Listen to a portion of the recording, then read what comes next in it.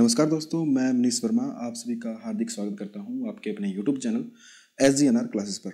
दोस्तों, इससे पहले वाली वीडियो में हमारा जो चैप्टर था मैग्नेटिज्म का वो समाप्त हो चुका है। तो आज हम उससे रिलेटिव जितने भी क्वेश्चन हैं, जो MCQs जितने भी क्वेश्चन हैं, जितने भी पिछले एग्जाम्स में आए हुए हैं, वो UPPCL के एग्जाम्स में या फिर DMRC के एग्जाम्स में, मेंटेनर के एग्जाम में, तो उन क्वेश्चन की आज प्रैक्टिस करेंगे। और उनका जो लेवल है वो भी इस वीडियो को देखने के बाद आपको पता चल जाएगा कि किस लेवल के क्वेश्चन हमारे एग्जाम्स में आते हैं। तो चलिए दोस्तों, करते हैं स्टार्ट। तो इसमें सबसे पहला जो क्वेश्चन है वो ये है कि चुंबकीय फ्लक्स की यूनिट क्या है। तो चुंबकीय फ्लक्स की यूनिट क्या है, अगर आपने दोस्तों हमारी जो वीडियोस है मैग्नेटिज्म की वो सारी की सारी देखी है तो आपको पता होगा कि जो चुंबकीय फ्लक्स की यूनिट है वो होती है वेबर या फिर मैक्सवेल। दोस्तों, ये दोनों जो है वेबर और मैक्सवेल दोनों ही चुंबकीय फ्लक्स की यूनिट है। परंतु दोस्तों, जो वेबर है वो SI यूनिट है। वेबर क्या है, इधर मैं साइड में लिख देता हूँ। जो वेबर है वो SI यूनिट है। और जो ये मैक्सवेल जो यूनिट है, मैक्सवेल, वो हमारी CGS यूनिट है। तो ये जो क्वेश्चन है UPPCL में आया हुआ है, उत्तर प्रदेश के एग्जाम्स में, इलेक्ट्रिशियन में। तो इसका जो आंसर है, अगर ये पूछता कि SI यूनिट बताओ तो होता वेबर, और CGS पूछता तो होता मैक्सवेल। तो इस क्वेश्चन में ये दोनों ही हमारा आंसर होगा, A या फिर C। तो आगे चलते हैं। क्वेश्चन नंबर 2, किसी चालक को जब चुंबकीय क्षेत्र में घुमाया जाता है तो ऊष्मा उत्पन्न होती है, वोल्टेज बनती है, चुंबकीय क्षेत्र में वृद्धि होती है या फिर चुंबकीय क्षेत्र में ह्रास होता है। अब देखिए दोस्तों, जब भी किसी चालक को चुंबकीय क्षेत्र में घुमाया जाता है तो क्या है कि वो जो चालक है वो फ्लक्स को काटता है, और उस फ्लक्स के काटने के कारण जो फ्लक्स की दर में वो परिवर्तन होता है। अब देखिए दोस्तों, जो फ्राडे था, फ्राडे का नियम क्या था कि जो फ्राडे का नियम था वो था N/dφ/dt, ये था। तो फ्राडे ने क्या कहा था कि फ्लक्स समय के सापेक्ष फ्लक्स में परिवर्तन होना जरूरी है। तो देखिए दोस्तों, जब भी किसी चालक को हम चुंबकीय क्षेत्र में घुमाएंगे तो उस फ्लक्स में परिवर्तन होगा, और उस परिवर्तन के कारण उस चालक में क्या हो जाएगी, EMF उत्पन्न हो जाएगी। EMF उत्पन्न हो जाएगी। तो EMF को हम वोल्टेज भी कह सकते हैं। तो जो इसका आंसर है वो होगा वोल्टेज बनती है। तो जब भी किसी चालक को चुंबकीय क्षेत्र में घुमाया जाता है तो उसमें क्या बनती है, EMF यानी वोल्टेज। तो क्वेश्चन नंबर 3 हमारा है, विद्युत चुंबकीय में चुंबक की सामर्थ्य परिवर्तित की जा सकती है। अब देखिए, ये कह रहा है कि कोई इलेक्ट्रोमैग्नेट है, उसकी जो चुंबकत्व बल है उसे बढ़ाना है। तो हम किस तरह से उसका जो चुंबकीय सामर्थ्य है या फिर बल भी उसे कह सकते हैं, वो कैसे बढ़ा सकते हैं। तो देखिए, ये कोई भी पदार्थ है और इस पे वाइडिंग की है सुपरनेमल वायर से, तांबे की जो तार होती है। अब इस पर जब हम वोल्टेज अप्लाई करते हैं तो ये जो हमारा पदार्थ है ये चुंबक की भांति कार्य करता है। किसकी भांति? चुंबक की भांति। अब देखिए दोस्तों, अब किसी पदार्थ में ये चुंबकन का जो बल है इसे बढ़ाने के लिए दो तरीके हो सकते हैं हमारे पास। या तो ये जो टर्न है, टर्न की संख्या बढ़ा दो, या फिर इसमें जो बहने वाली धारा है उसे हम बढ़ा दें। तो हम चुंबक की सामर्थ्य बढ़ाने के लिए या तो उसमें करंट का मान बढ़ा दें, या फिर जो हमारे टर्न्स हैं उन्हें हम बढ़ा दें। तो देखते हैं इसके ऑप्शन क्या है। केवल करंट में परिवर्तन द्वारा, ये तो नहीं हो सकता। और केवल वाइडिंग के टर्नों में परिवर्तन द्वारा, यह भी नहीं हो सकता। करंट में परिवर्तन द्वारा या वाइडिंग के में टर्नों में परिवर्तन द्वारा। तो दोस्तों, ये जो थर्ड ऑप्शन है ये बिल्कुल सही है। यानी कि हम किसी भी चुंबक की जो शक्ति है, सामर्थ्य है, उसे बढ़ा सकते हैं, या तो उसमें बहने वाली करंट का मान बढ़ाकर, या फिर ये जो टर्न है उसे बढ़ाकर। तो ठीक है दोस्तों, ये जो क्वेश्चन था UPPCL DG2 में आया हुआ है, और आप इन क्वेश्चंस का लेवल देख सकते हैं। आगे देखते हैं, आगे बात करते हैं। आगे जो क्वेश्चन है वो है, फेराइट निम्नलिखित में से संबंध है। अब देखिए दोस्तों, जो फेराइट है वो फेरोमैग्नेटिक पदार्थ है। फेरोमैग्नेटिक पदार्थ यानी कि लोह चुंबकीय पदार्थ भी जिसे कह सकते हैं। तो फेराइट एक ऐसा पदार्थ है जो चुंबकीय बल रेखाओं को लो रिलक्टेंस पाथ प्रदान करता है। तो इसमें पहला ऑप्शन है हमारा लोह चुंबकीय पदार्थ, पैरा चुंबकीय पदार्थ, अनुचुंबकीय पदार्थ, तो फेरी चुंबकीय पदार्थ। दोस्तों फेरी चुंबकीय पदार्थ नहीं होता, ये होता है फेरोमैग्नेट पदार्थ, तो ये तो हो नहीं सकता। और पैरा चुंबकीय पदार्थ क्या है कि जिन्हें चुंबकीय क्षेत्र में रखने पर जो फ्लक्स का जो मान है उनका मान बढ़ाते तो नहीं है, परंतु उन्हें रास्ता प्रदान करते हैं, ये होते हैं पैरा चुंबकीय पदार्थ। परंतु दोस्तों जो सी ऑप्शन इसमें दे रखा है अनुचुंबकीय पदार्थ, तो वो पदार्थ दोस्तों चुंबकीय क्षेत्र में आने पर उनका चुंबकीय क्षेत्र का मान घटा देते हैं, बढ़ाने की बजाय घटा देते हैं। तो ये भी नहीं हो सकता, ये डी भी नहीं हो सकता, सी भी नहीं हो सकता और बी भी नहीं है। तो इसका मतलब जो ये ए ऑप्शन है लोहा चुंबकीय पदार्थ, तो लोहा चुंबकीय पदार्थ को हम कहते हैं फेरोमैग्नेटिक पदार्थ, इंग्लिश में इसे कहते हैं। तो ये इसका ऑप्शन सही होगा। अब आगे बात करते हैं 5 नंबर क्वेश्चन की।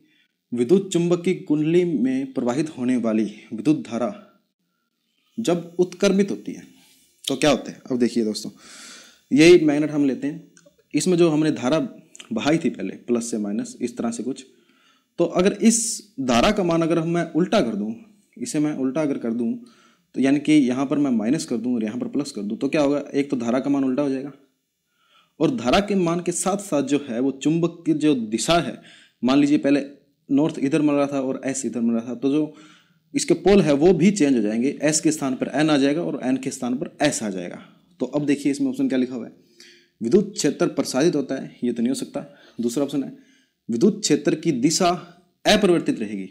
दोस्तों अपरिवर्तित तो हो ही नहीं सकती, क्योंकि हमने जो वोल्टेज सोर्स है उसको अपोजिट कर दिया है।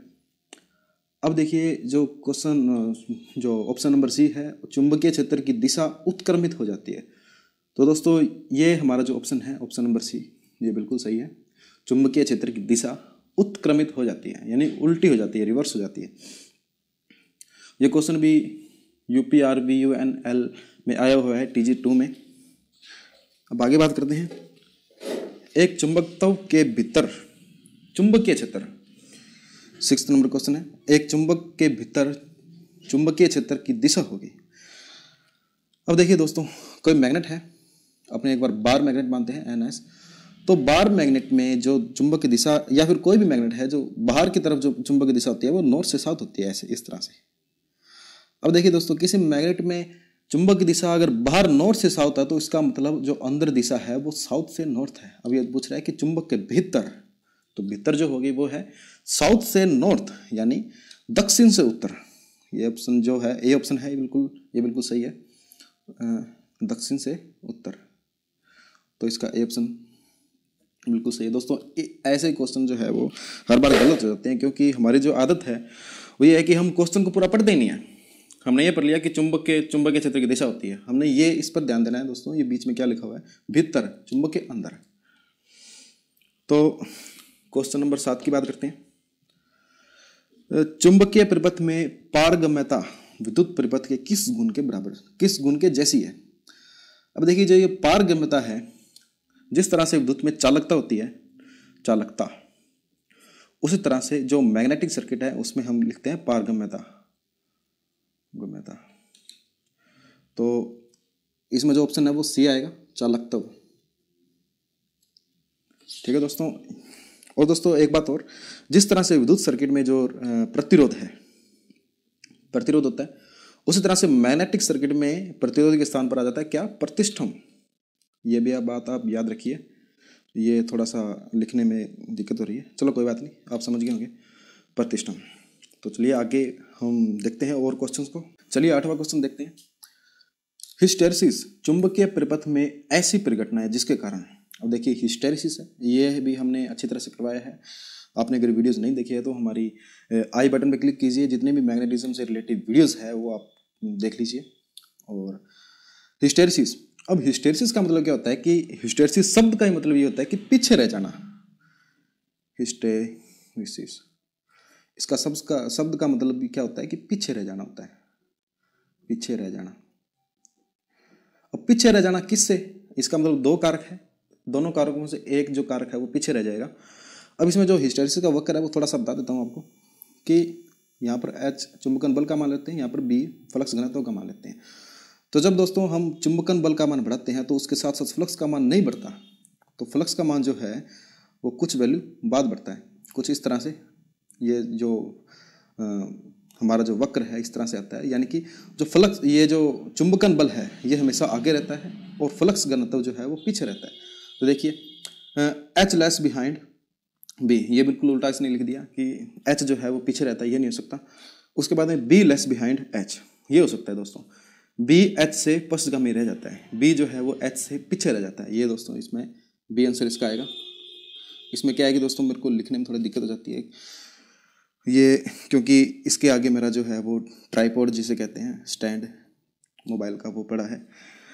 अब क्वेश्चन नंबर 9 की बात करते हैं। प्रतिष्ठम का मात्रक है। प्रतिष्ठम जिस तरह से विद्युत सर्किट में जो प्रतिरोध है, उसी तरह से मैग्नेटिक सर्किट में क्या है, प्रतिष्ठम। अब इसे थोड़ा सा मैं समझा देता हूँ, आपको अच्छे से याद हो जाएगा और समझ में भी आ जाएगा।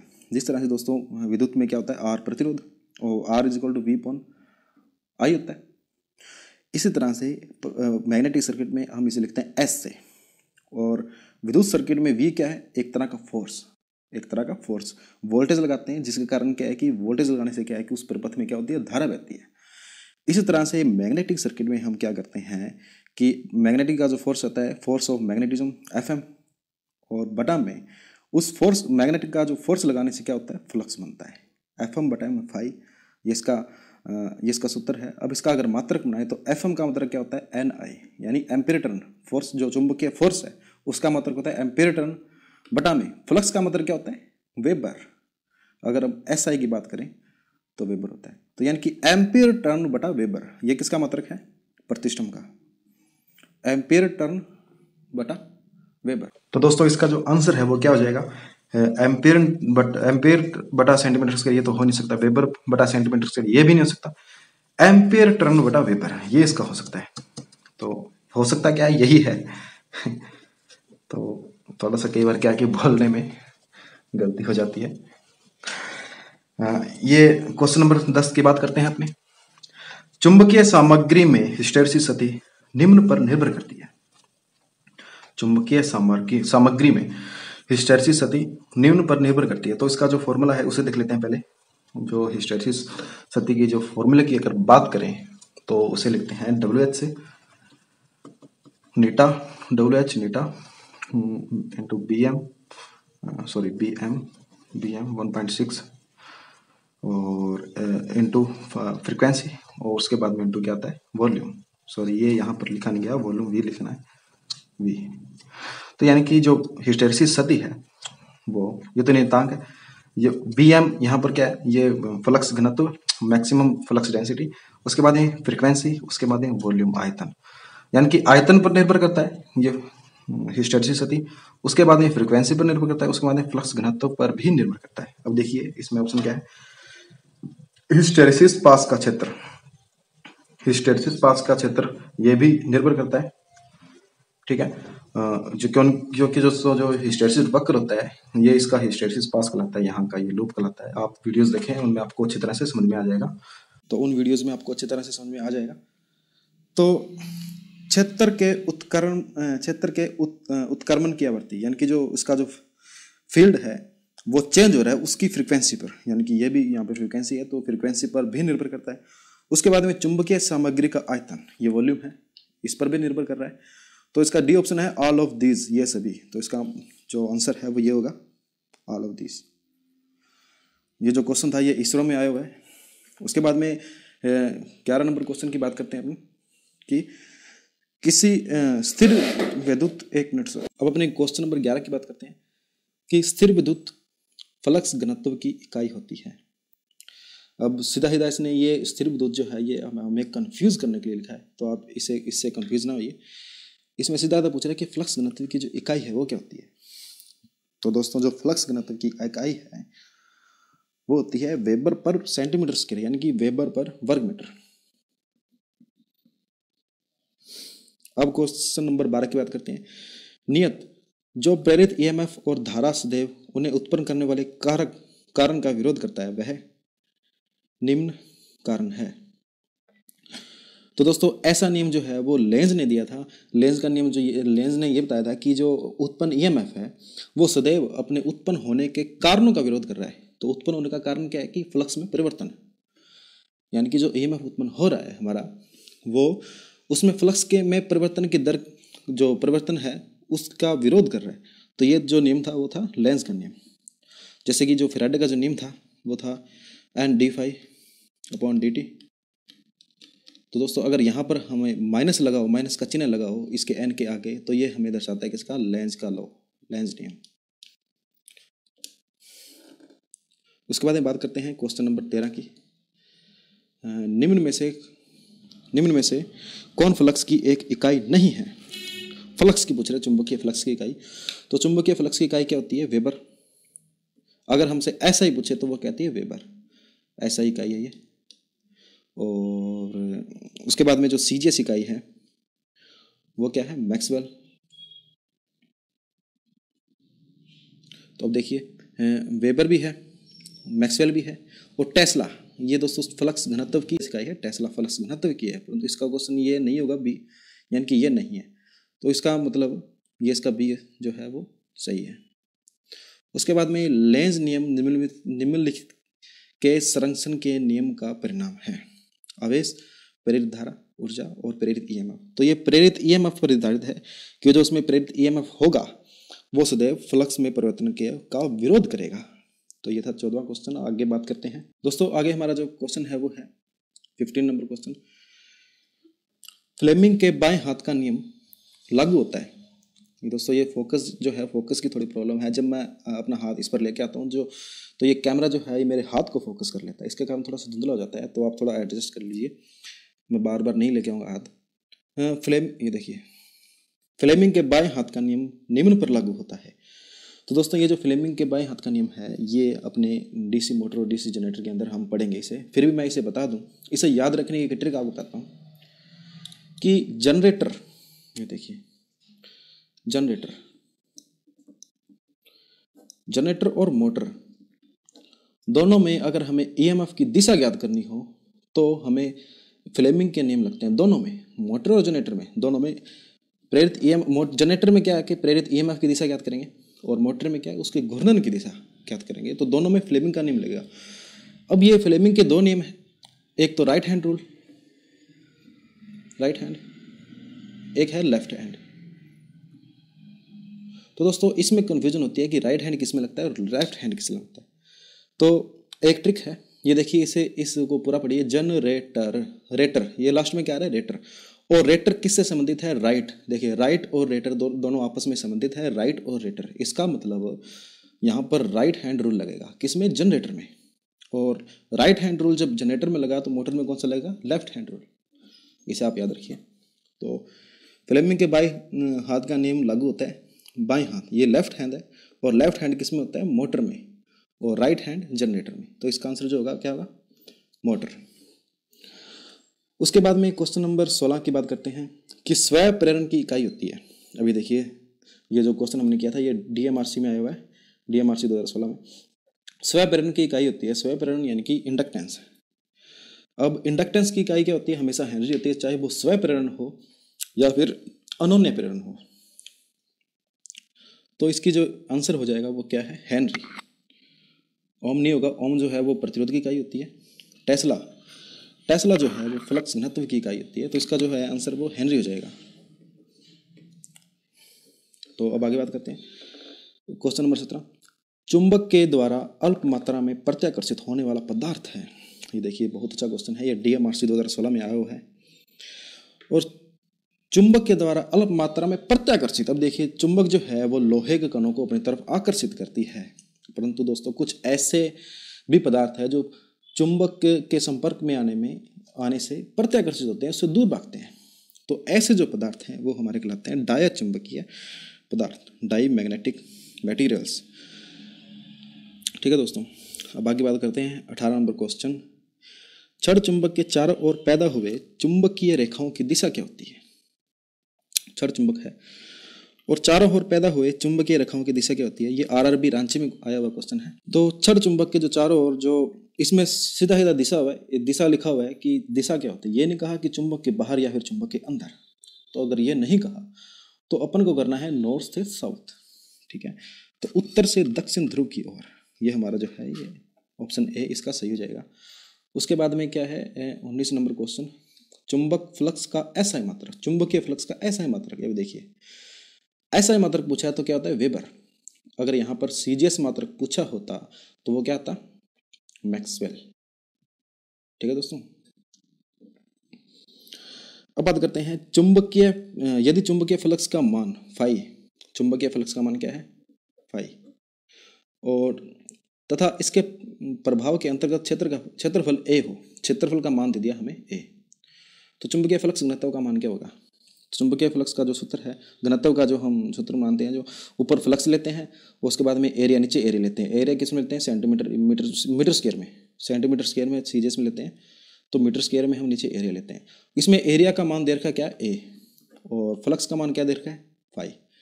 तो सीधा सीधा इसने दे रखा है 5/a, तो 5/a कहाँ है, ये रहा बी ऑप्शन में। तो ये थे हमारे आज के क्वेश्चंस। आई होप दोस्तों आपको ये वीडियो अच्छी लगी होगी। अगर दोस्तों आपको ये वीडियो अच्छी लगी हो तो आप इस वीडियो को आगे शेयर कर दीजिए। क्या कर दीजिए, शेयर कर दीजिए। हमारे चैनल को क्या कर लीजिए, सब्सक्राइब कर लीजिए। और दोस्तों थोड़ा सा क्या है कि टाइम की थोड़ी सी प्रॉब्लम है, क्योंकि ऑफलाइन कोचिंग भी होती है, उसमें से टाइम निकाल करके आपके लिए वीडियो लेके आना दोस्तों थोड़ी सी मेहनत का काम है। तो आप हमारे चैनल को सब्सक्राइब कर लीजिए और हमारे अपने दोस्तों में से शेयर भी कीजिए। और दोस्तों आगे भी मैं ऐसी वीडियोस लेके आता रहूँगा। अब इसके बाद में जो सेकंड वीडियो वो भी हम इसके क्वेश्चन ही करेंगे, जितने भी हमारे क्वेश्चन हैं जो हमारे प्रीवियस पेपर में आए हुए हैं तो उन क्वेश्चंस को करेंगे। उसके बाद में हम अगला टॉपिक, न्यू टॉपिक स्टार्ट करेंगे। तो चलिए दोस्तों आज के लिए इतना ही, धन्यवाद।